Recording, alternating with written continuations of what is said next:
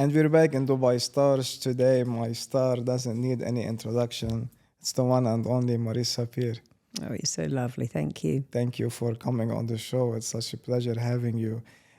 First of all, I want to congratulate you to your move to Dubai. Yeah. That's so pleasant. I think now we have obtained a great asset in the city by having you being a resident. Tell me, what did you do this move?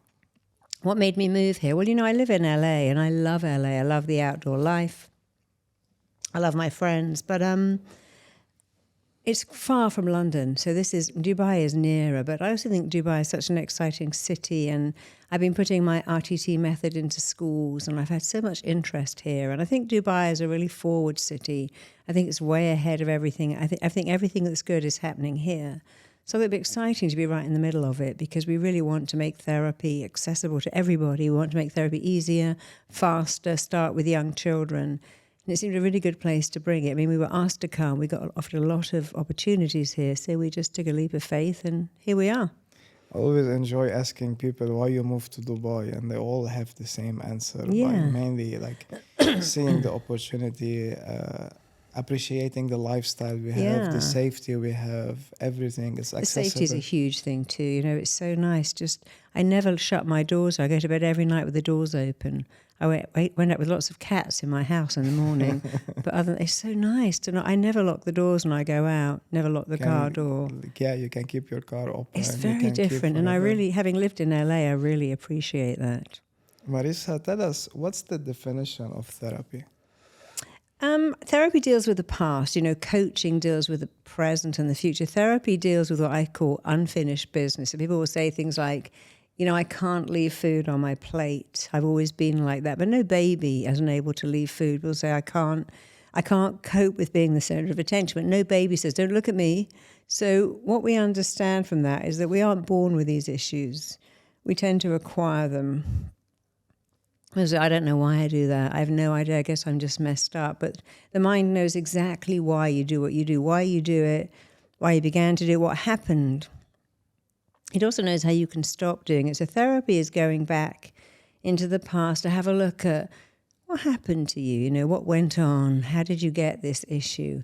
And then rather like a detective, you gather information, and then like a dentist, you extract all that toxic stuff. Then like a coder, you code in something very different. So our therapists have 3 jobs: be a good detective, be an extractor, and then be a coder and code in better information.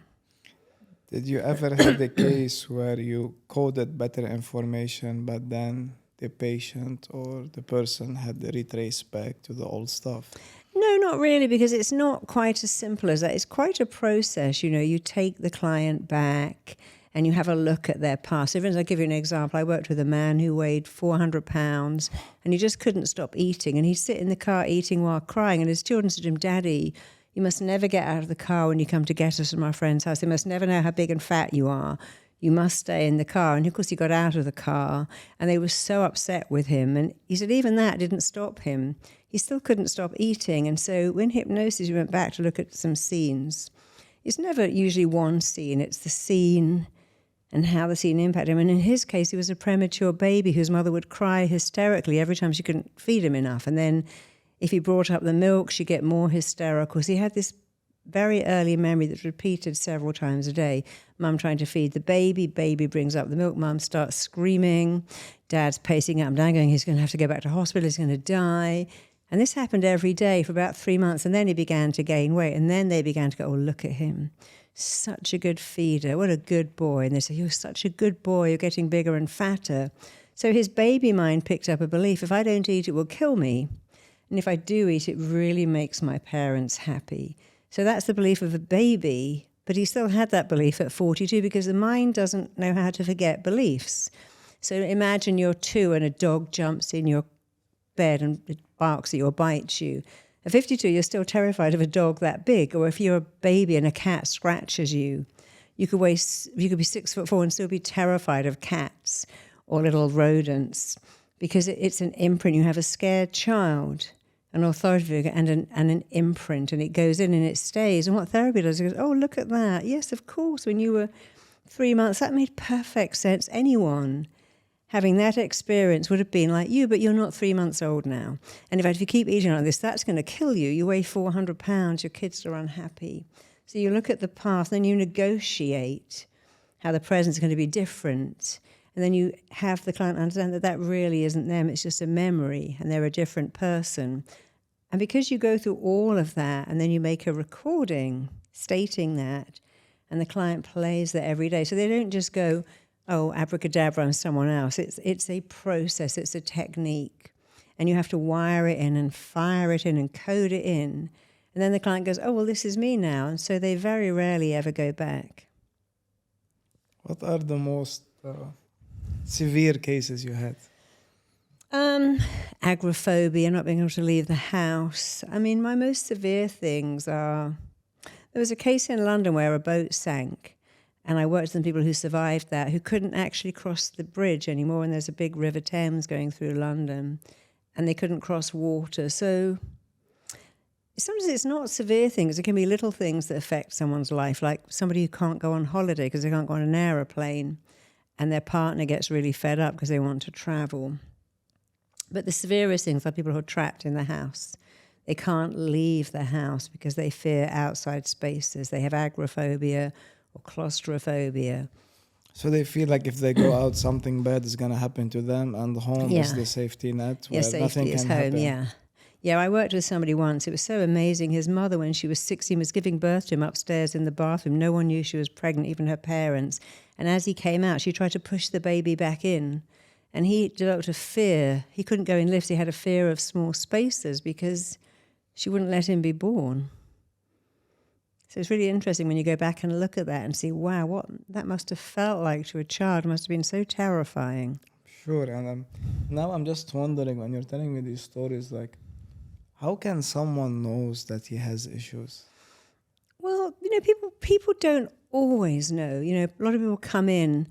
Here's what happens. People come in with one issue, and it's not, there's another issue. They go, the issue is I can't stop eating cakes. The real issue is I'm scared of having sex. I've made myself really unattractive. Or, I drink, or I can't stop drinking. But the real issue is I feel so unlovable that I drink to hide the real truth. If I drink, I can say, I'm not married. Who'd marry me? I'm just a drunk. But the truth is I feel so unlovable. I think nobody would marry me.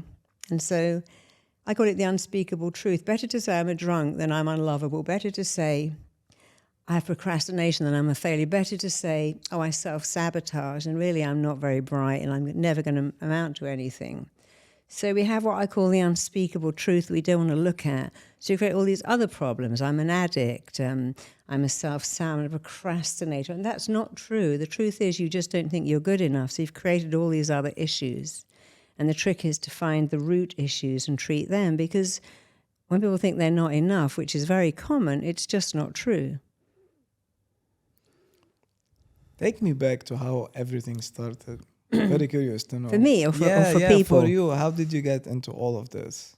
Well, I was very lucky. I had a father who was a head teacher, and his absolute joy in life was working with children, and he believed in children very much. And he'd always say to me, life's all about helping people. That's what life is about. He'd always pick up hitchhikers. I remember being at a fun fair when I was a kid, and these boys being up, my father charged in and rescued them. He loved to rescue people, anyone that needed help. It gave him immense pleasure to help them. So I grew up seeing that. So I think it was kind of inevitable that I'd go into a similar business. And my father wanted me to be a teacher like him. And I thought I would be, but then it wasn't really for me. I wanted something more. And so then I went to work for Jane Fonda teaching aerobics. And I was very perceptive. And I think I realized how many women had anorexia and bulimia. And so I thought, I could learn therapy and cure all these people. So I did. And that was the beginning. And I really only ever planned to still work for Jane Fonda teaching aerobics. There's an aerobic boom in LA. It was great fun. When was this, in the 80s? Yeah, the late 80s. Oh, this is good. I'll teach aerobics all day and I'll see a few clients at night. But as it happened, I became so busy, I had to give up the aerobics altogether. And very quickly, I started to work on television programs like I worked on I'm a Celebrity, Get Me Out of Here, and Celebrity Big Brother, and all kinds of shows. Super Size, Super Skinny. And then I wrote some books, so I had a big audience. Then eventually people kept asking me, can you train me, teach me to do what you do? And I really couldn't imagine the workload in creating a course. But my lovely husband said, I'll do everything. My husband owned a comedy club called Jongley. He said, look, I know all about talent. I deal with talent. He said, you just turn up. And actually, true to him, to his credit, he did the whole thing. He found a school. He found the people to run it. He got the timetable going. I just had to turn up and teach my technique. So it's really thanks to him that we created our TT together. And we didn't really ever expect that it would actually take the world by storm like it did, but it won lots of awards. And people would say, oh, this is amazing. Even doctors would say, gosh, this is really perceptive. You really got something here. We trained many psychiatrists, you know, this is the missing bit. So I think we were onto something, and it's just been amazing. It grew so big now. How many students you have all over the More than world? 15,000. It was 15,000 last year, so must be coming up to 15,500 now.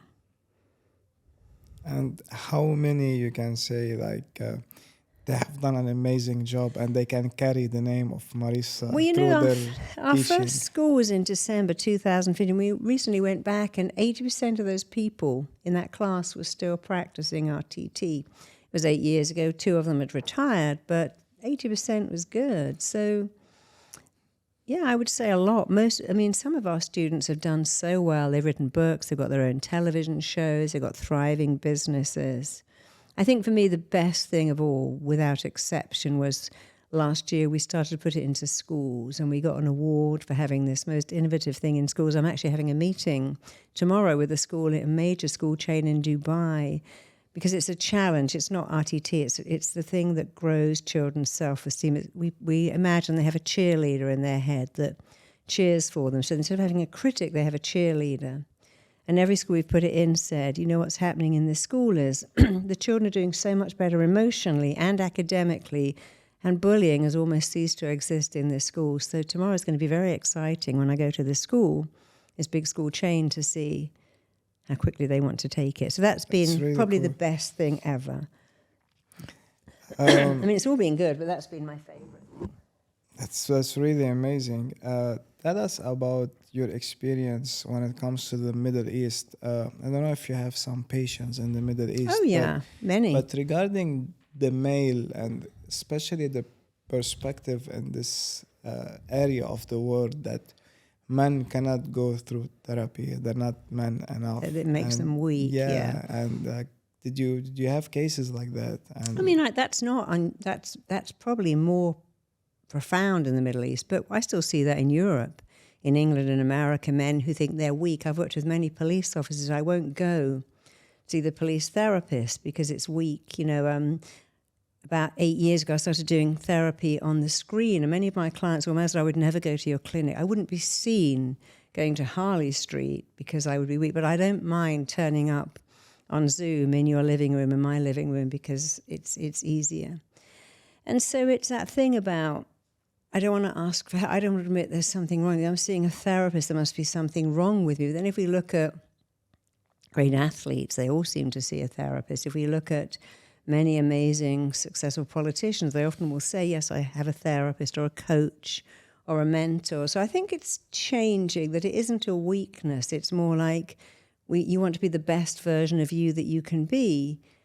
And many of us have issues like silly things like I'm always late, or I have eczema or asthma or contact dermatitis, or I don't sleep properly. I have a poor memory. I was working with the head of a major music company who said, I can't introduce acts. All I have to say is this band is called, I don't know, Lemonade, and they come from Islington, but I can't do it.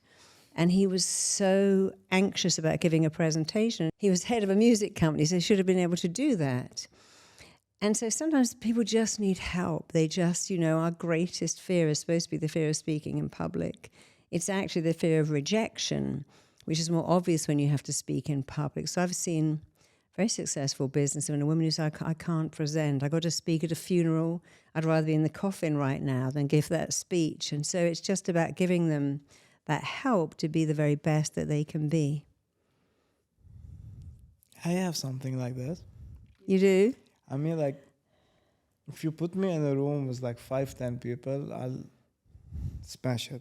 I can dominate the room immediately. But if you tell me go up a stage and talk to thousands of people, I think I'll freeze. I Yeah, don't because know why. you do know why. It's the fear of being rejected. Only 500 years ago, rejection would kill you. Imagine if you're a Bedouin, for instance, and you were cast out, or if you lived in America and you were cast out of the fort or cast out of your walled city, then you would die. You know, safety was very much a numbers game. You need to belong to a big group.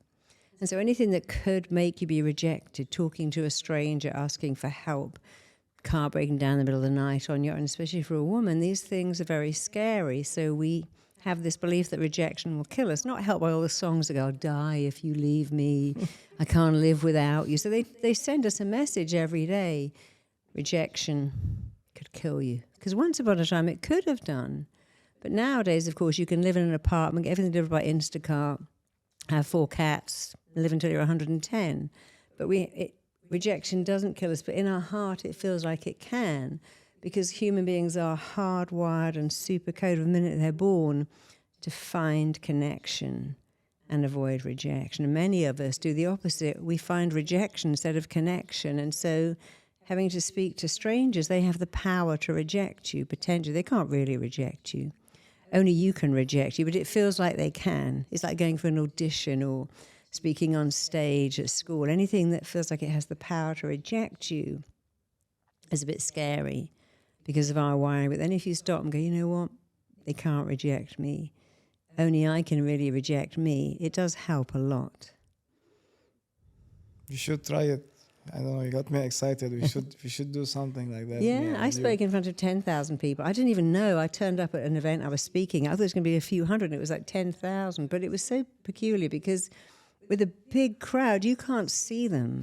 You only see the first 3 rows. Correct. So it feels like you're speaking to a small group. Like that's what I had at the first seconds, when I turned and I saw there were like almost 4,000 or 5,000 people, and all of the lights were at my face. Yeah. I was like, wow.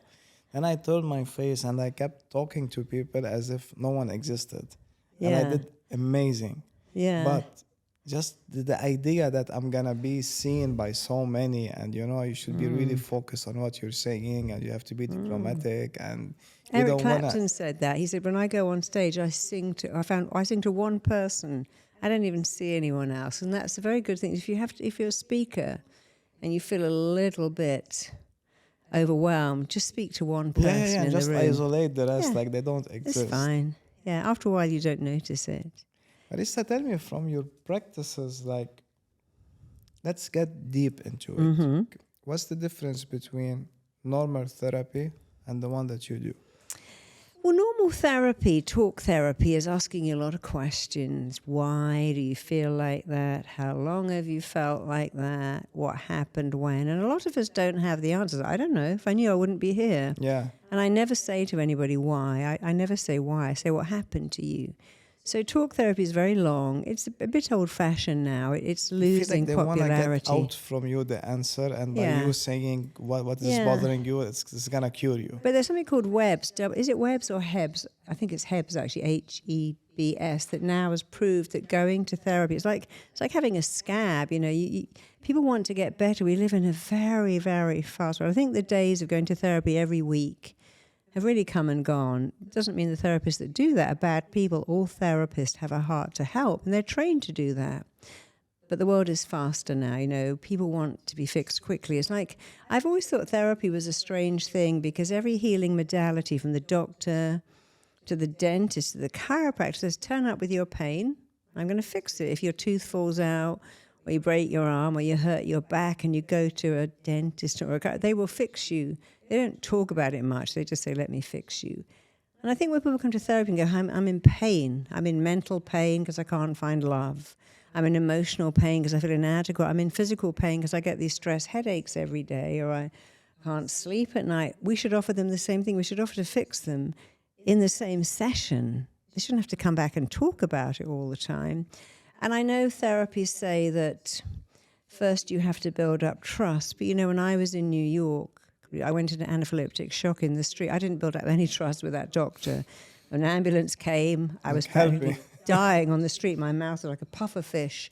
They shoved an EpiPen in my leg and took me off. I didn't say to them, can I build up trust with you? I just said, save my life. And they did. Because that's the only way. Sure. You don't have anyone else to help. Like, that's it. I mean, as it happened, I was hypnotized, was like crazy at that time because I knew what was happening. I knew I had 4 minutes. I couldn't actually speak. And I was telling my mind, stop making histamine. That's all I had was my mind. And actually, just before the ambulance came, I passed out, and then I came to. When I came to, it was all subsiding. I knew I was going to be okay even before they shoved the EpiPen in my leg. Because when you have nothing else, you always have the power of your mind to put yourself into or out of a situation. So you're telling me, like, if you can control your mind, you can control everything related to your body? Everything? Well, pretty much. We're all told this belief about control, control your weight, control your temper. But actually, the only control you have is over your thinking. And when you can control your thoughts, you can control everything. We can't control the weather. We can't control our bodies, or we'd never get sick or a headache. But you can always control your thoughts. And when you learn to control your thoughts and make your thoughts positive, it really does change your entire life. It's the really only control there is. Well, that I can vouch for. Yeah. I think I made everything Yeah. I have just because of controlling the mind and Yeah. saying that I'm worth more and I'm gonna make Sure. it. And I kept saying it until it happened. People call it power of manifestation. I don't know. Universe. But manifestation whatever. is a power. Some Yeah. people say, oh, I'm going to get sick now because it's hay fever season. I'm going to get ill now because I've been up all night. And they do. We manifest all the time. That's going to make me ill. That's going to give me a headache. That's going to drive me crazy. That's never going to work out. These are There's so manifestations. many funny scenarios where when we get a phone call and say, oh, I cannot go out, I'm feeling sick. Yeah. Actually, after 2 hours, you fall sick. And I'm Yeah. like, why did I even mention it? You've got to be very careful about saying things like, I can't come, I've broken my leg, or Yeah. I'm ill. I never do that, because if you say, I'm so sorry, I'm sick, you're probably going to make yourself sick. And that's not as odd as it sounds, because your mind's job is to make your thoughts real. If you think of something embarrassing, you probably go bright red. If you think of something sad, your eyes will fill up with tears. Think of food and your tummy rumbles. For men, when you think about sex, your body reacts very physically indeed. And then, of course, you have placebo. What you think about a drug will have more effect on you than what's actually in the drug. So we know that every day we think a thought and the body makes it real. But what we don't know is that we should be thinking good thoughts all the time, so our body can make it. Instead of saying, I always get colds in the winter, you should say, I've got fantastic immune system. Instead of saying, every time I get on an aeroplane, I get sick, you should be saying, I've got an amazing immune system. Speaking of airplane, how long does it take you to cure someone that has fear of flying? Oh, an hour, probably That's it. less.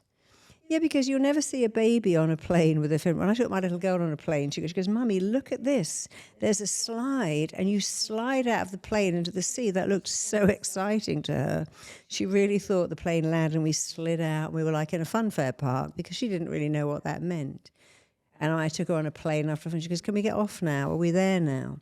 But babies don't know how to have fear. Children don't know how to think about a plane and know that it's a form of transport.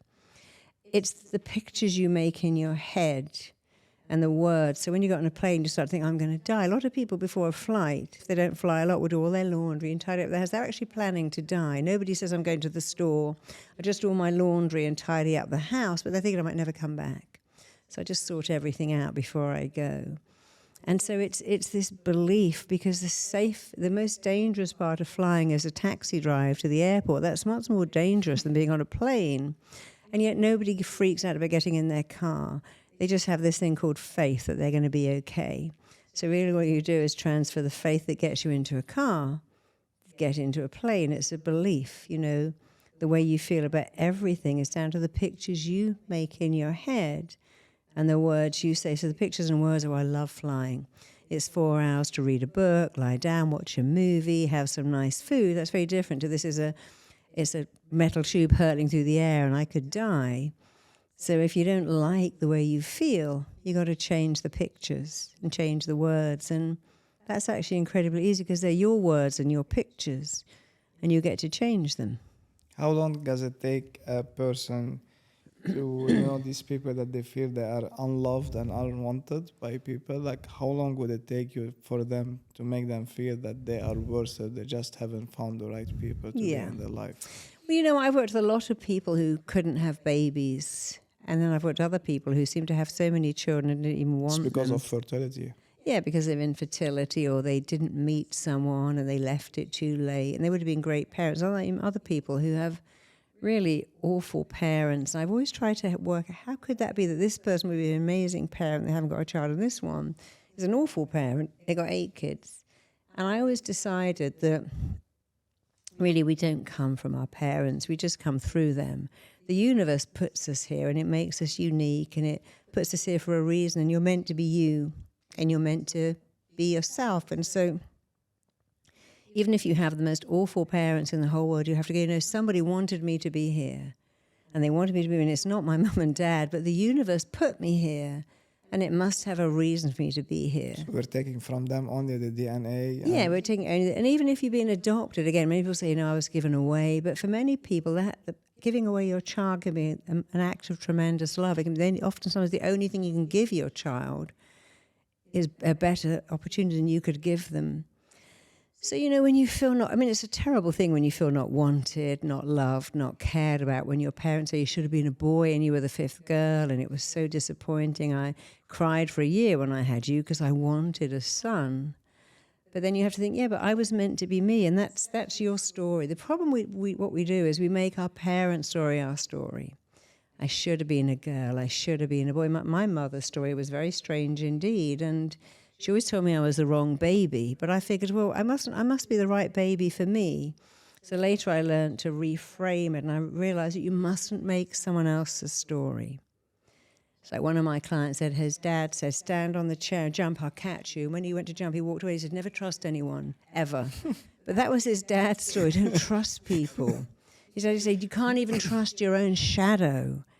But that's not your story. That's your parents' story. Men don't like successful women. When you're older, you've had it. If you haven't been to college, you can never make money. This is someone else's story. What we do is we make other people's story our story. And our greatest pain is caused by the lies we tell ourselves. I was the wrong baby. I was supposed to be a sporty person, and I'm not. I was supposed to be a techie person, and I'm not.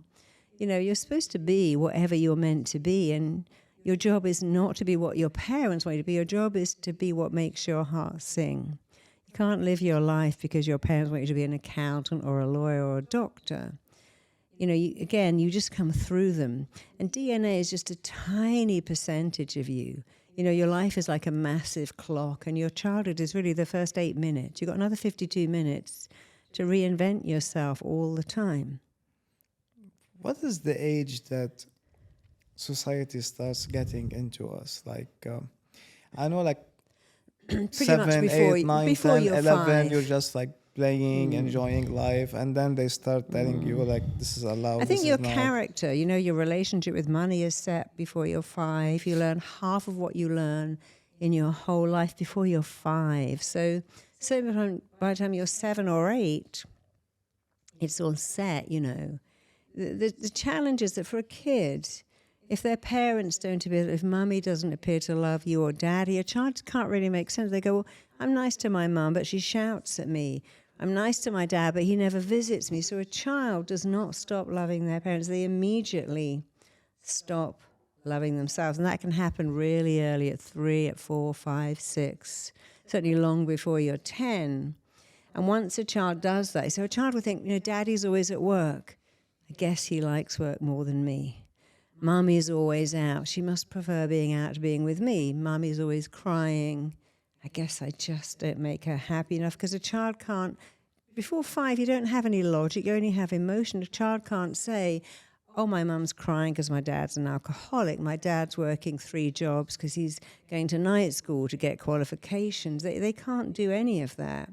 They can only think, this is my fault. They don't love me because I'm not enough. And that's when a child buys into the not enoughness. And once they do that, they tend to carry that with them their entire life because they don't know how to undo it. So in answer to your question, really early, I watched that movie called Blonde about Marilyn Monroe. It wasn't a great film, actually, but when you watched it with a therapist's hat on, you could really see that damage being done so early. Speaking of damage, what's the effect on social media in our lives nowadays? Well, there's a great saying that comparison is a thief of joy. And social media has a lot of good things. Like, my mum used to speak to her grandchildren on Zoom. That was a wonderful thing. You can research anything in 5 minutes, but it makes you compare yourself. Every day we get overexposed to fake images of perfection. Everyone's beautiful and perfect and amazing, and they're taking pictures of their kitchen and their dinner and their kids, and it's all perfect. We think, oh, I can't even compete with that. So the minute you get into comparing, you feel inadequate. You're You've not entered good a enough. race. Sorry? You feel you're not good enough for whatever you do. Not enough. I mean, I believe that the common denominator for all of our issues is not feeling enough. I don't feel smart enough, interesting enough, worthy enough, attractive enough, intelligent enough. But social media amplifies that massively because everyone else looks like they're having a better life than you. And so it really makes you compare yourself. And of course, they have these sites where girls can go on and say, can you rate me? And guys do, and they go, you're a 4, you're a 5. And it makes people feel desperate. So it's a terrible thing. So all these bracelets say, I'm enough. And if you're one of those people who at some stage have thought, I'm not enough because your parents were out, you're busy, or they preferred your brother, or what, blah, blah, blah. Just start to say, I'm enough. Write it on your mirrors, write it on your arm, stamp it on your underwear, wear these bracelets, and just keep saying, I am enough, I am enough. And if you want to quantify, go, I'm enough because the truth is you always have been, and you always will be. And once you get that, not only do you know it, people around you start to notice it too. So it's a simple thing, but its strength is in its simplicity and its honesty. Just saying I'm enough. Go to Marisa Peer. We have something called I'mEnough.com and learn to stop saying I'm not enough, which is the source of so many issues, and say I am. It really does make a difference. Yeah, we have courses for self-development like the I'm Enough movement, and then you can train to be an RTT therapist. Any background in therapy is not required. So we have courses that range from $4,000 to $14,000 to train you to be a therapist so that you can work with people. I think it's the best job in the world. I love it. But some of our courses are just for you. But yeah, you don't have to have a background in therapy to train with us. So we're going to put all of the credentials in this video for people to check it out and get more information about it. Again, I cannot get enough from you. I know that you have a webinar, so we're going to kill this episode, but we're going to keep this as an episode 1. Yeah. And hopefully we can do another one. Yeah, we could do one on money blocks, why people have those, or, people don't understand that if you've never had money and it's so unfamiliar, like a lot of people who win the lottery, 70% of people who win the lottery are bankrupt in 3 years. 95%. Why is that? Because your mind only likes what it knows. The most vexing thing about the mind is it loves what is familiar and what it already knows, and it wants to go back to what's familiar while running away from what isn't familiar. So even if love isn't familiar, many people reject it. They go, oh, I feel vulnerable, I don't like it. I'm going to go back to what I know. I'm going to go back to people who treat me badly because it's familiar. And many people reject wealth, as weird as that sounds, because it isn't familiar. Some people reject health. There are people who are hypochondriacs. They like being ill. As a kid, if you don't feel loved, being sick is the next best thing. They don't love me, but they worry about me. They're always buying me gluten-free flour and putting all this cream on me. So you'll even reject being healthy if it's unfamiliar. Sorry? Someone gets sick to get more attention, or get more love. It's the commonest way. If you don't think you belong to a group, there's only 4 things to do. The first is to get sick. For a child, that's the next best thing to being loved. You get lots of attention when you're sick. The second way to find a sense of belonging is to be brilliant at something, brilliant at sport or brilliant at math, because, of course, in a tribe, the best hunter, they belonged. They were revered and looked up to. The third way is to be the carer, the person who looks after everyone else. The fourth way is to be the rebel, the really difficult kid who demands attention. So, we play the only part we've ever known, and then we make it our own, the sick one, the brilliant one, the difficult one, the one who's giving what they haven't got, which is love and caring. Can someone have it all? Sorry? Can someone have all of the above that you just mentioned? 2, 3, 4, and they can change sometimes. I worked with this guy years ago, and he said to me, I met him on the beach, and he said, I'm a terrible addict, and I've been into rehab so many times, and I just can't not be an addict. No matter what happens, I always go back to it. I said, tell me about your life. And he said, well, I'm an Iranian my parents are Iranian doctors, and I have an older brother and 2 twin brothers. I said, oh, well, that's it. I can tell you straight away what happened to you. Your parents are the carers. They're both doctors and brilliant. And for an Iranian family, the firstborn son, your brother will never lose that role. And then you were the little baby son. And then 2 baby brothers came along, and they were premature and needed a lot of attention. So they were the sick ones. Your parents were the brilliant ones. Your brother was the brilliant, and you had no other role except the difficult one, because every role was taken. Brilliant, carer, sick, difficult. So the premature babies were sick, a lot of attention. Parents were brilliant doctors and carers. Brother was brilliant, and he didn't have any other role. And he said, when I pointed that out, I said, that changed his whole life. He wrote to me and said, I've never had a drink since. That everything clicked into place when I understood. I had kind of had this role forced on me, and I didn't realize that I could say, I need to play this. I don't live with my parents or the twin brothers or not premature babies or the older brother. I'm free now. But often we have an identity, and we don't understand that we can just reinvent ourselves anytime we like.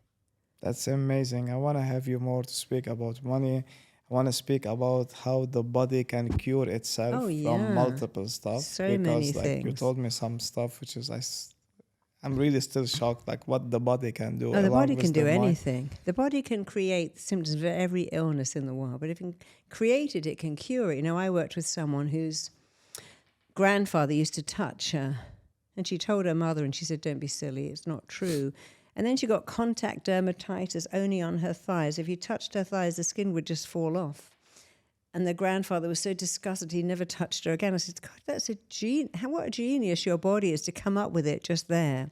It was your body, everything you get when you get an illness, it's what I call the 3 Ps. It's trying to protect you or punish you or prioritize. You say many times we get fat to stop ourselves being molested or being the center of attention, or we get headaches so we can't fail at school, or we get anxiety so we can't go to school and fail the exams. That's a protection.